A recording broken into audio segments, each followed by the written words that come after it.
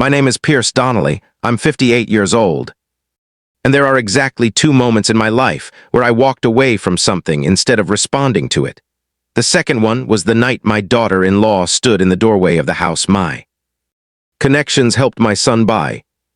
Looked my wife in the eye and told her to go home. I didn't say a word. I got my wife's coat, helped her into it. And we walked out past 150 people who just watched it happen. What nobody in that room understood was that they'd already lost the most important thing before I ever stepped off. That porch. I've been in construction 33 years.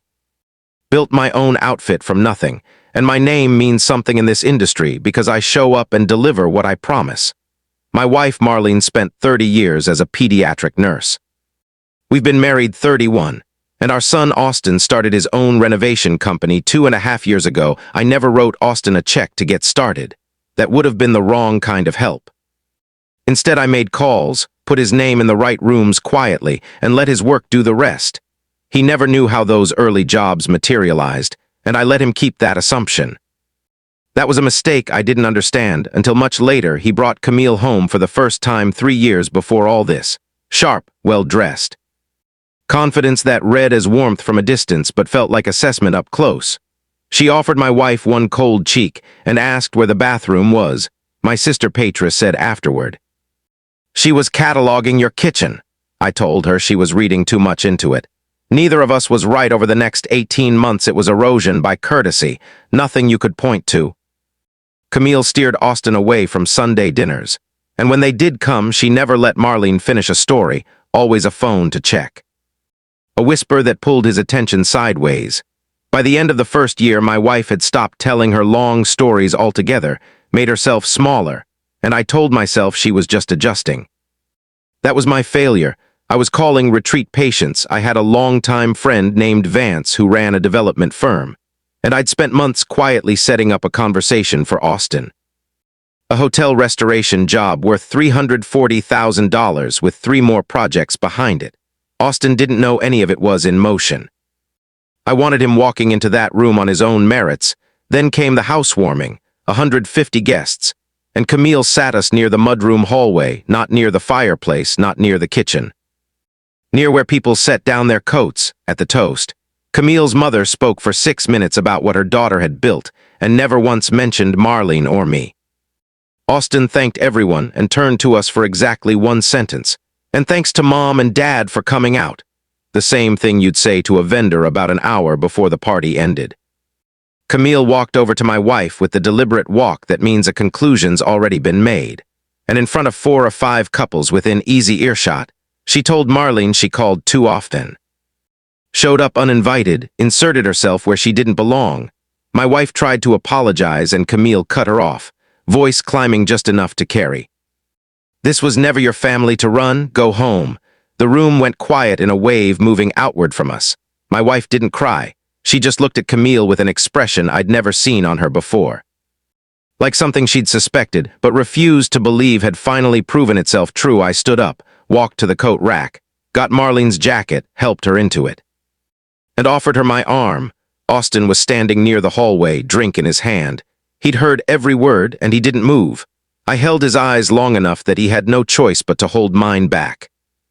Then I put my hand on my wife's back, and we walked out. Austin called that night wanting to explain that Camille was stressed, that she'd apologize tomorrow. I told him plainly. Your wife told your mother she didn't belong in your family, and you stood in the hallway and watched it happen. Sit with that part first. I didn't block a single thing. I didn't call Vance and say 1 negative word about my son. I simply stopped doing what I'd been doing quietly for 2.5 years, putting his name in rooms, making calls he never knew about. And in our industry, a missing recommendation from someone positioned to give one needs no explanation. Vance called 6 weeks later. The hotel project had gone to another firm. He asked if everything was okay. I said everything's fine. How's Sheila? Austin found out that December through a contact in his own network, and this time his voice had a different quality. The rehearsed evenness was gone. Dad, were you blocking me from that contract? No, I told him. I never made a call against him. What happened is that for 2.5 years I'd been quietly setting up his career, and after the night of the party, I stopped. He asked how much of his early work had my fingerprints on it. I told him some, not all. His work earned the rest, and he asked why I never told him. I said because I wanted him to believe he'd built it himself. That was the wrong call, and I own it. Then he asked the first honest question he'd asked me in 2 years. What do I do now, Dad? I told him, figure out what you're actually made of, not for me. Not for Camille, for yourself. Camille showed up on our porch that Thursday, no staging this time, and accused me of retaliation. Using my connection to Vance to punish her husband over what she'd done. I told her plainly, I didn't make one call against him. I stopped advocating for him without being asked. That's a different thing, and if you think about it clearly you'll see it. She warned me that if I didn't support them, I'd lose my son. I looked at her and said, I lost something the moment I watched my son stand in his own hallway and say nothing while you told his mother she didn't belong in our family. Whatever comes next gets built from that moment. Not before it, and that's his choice and yours. Not mine.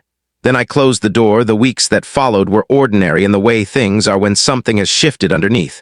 Marlene went back to her garden, her books. Her Sunday calls with Patris. She stopped waiting by the phone. And one morning I found her at the kitchen table with her coffee and her old nursing journals, underlining a passage in red pen. And I thought, there she is.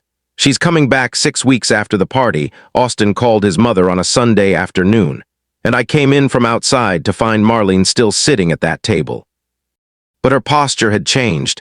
Something in her had eased for the first time in months. I never picked up the phone to punish anyone. I just stopped carrying a weight nobody ever thanked me for carrying. And it turns out that was the loudest thing I ever did.